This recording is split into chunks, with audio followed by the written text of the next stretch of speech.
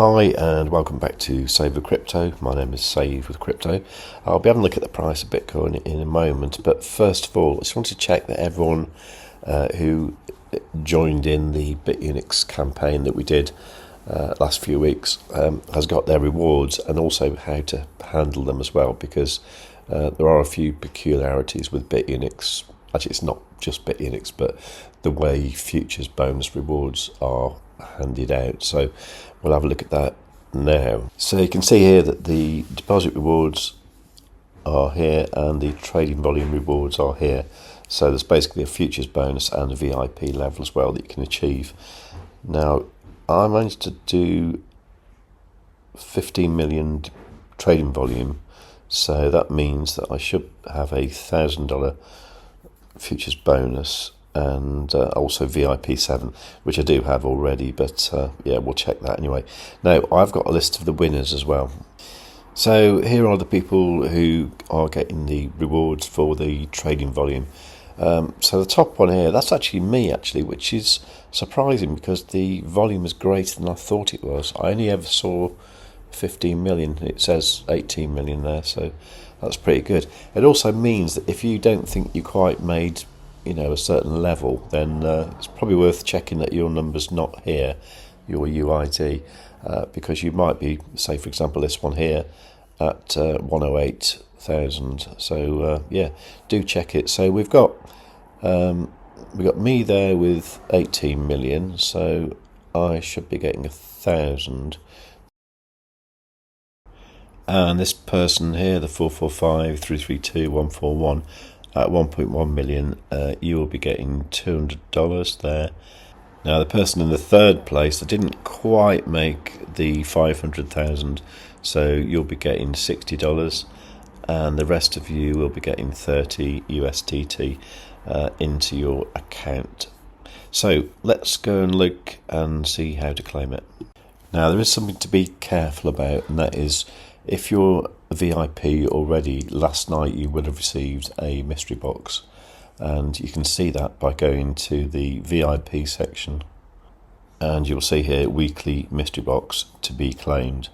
Now, I'm going to leave that alone for the moment, because normally at very best it's $100 trading bonus, and sometimes Bitunix and other exchanges don't allow you to have two bonuses in use at the same time. So if you've got a big one, you want to use that one first and then claim this one afterwards, or at least see if you can claim it. So let's look at the actual rewards first of all. So you can go to rewards. Okay, so you can see here I've been given another VIP 7 trial pass. That one expires on the 29th of May, which is quite soon, isn't it? So yeah, I'm not sure what to do about that, because I've still got one in action already. But this 1,000 USDT futures bonus, this one needs to be redeemed now, I think. That is valid until the 5th of June, which means you have to claim it before then. So do check that out. So let's have a look. So redeem. Okay, that's cool. Credited to futures account. And let's have a look again at the mystery box on the VIP. So claim that now. Okay. Open mystery box. Oh, okay, so that's a fee reduction voucher. That's okay. I can use that at the same time, I believe. But I can't because I've already got one in use. That's alright though. Now I'm going to claim this stop loss trial pass as well, because these are always useful. So if we come over to my BTC USDT futures pair, you can see here that I've now got an available balance of 1,043 USDT. I do have this trade open at the moment. I'm slightly underwater actually, at 11%, which is about $159.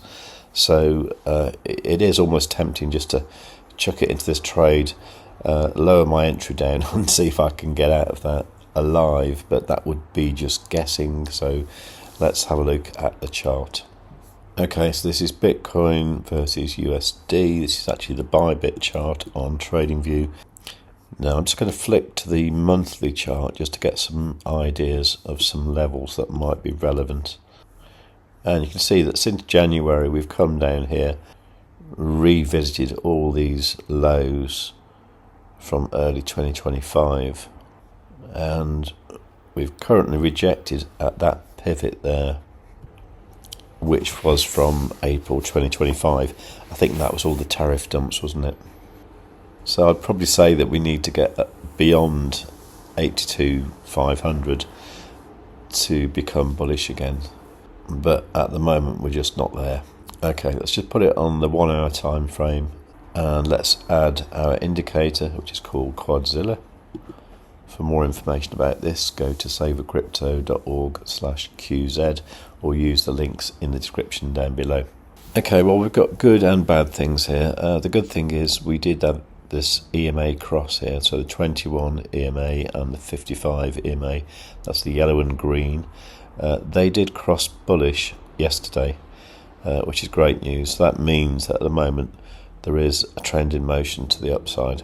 However, we have got this red reversal bar here in the momentum oscillator, which does mean that the buyers are kind of running out of steam and the price could reverse down. So once again we're stuck in a range, aren't we, between about 75.8k and about 78.3.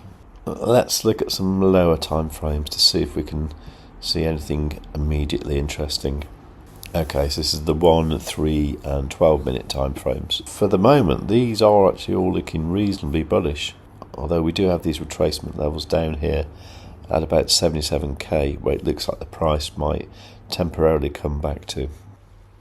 But can we push higher first of all? That's the question.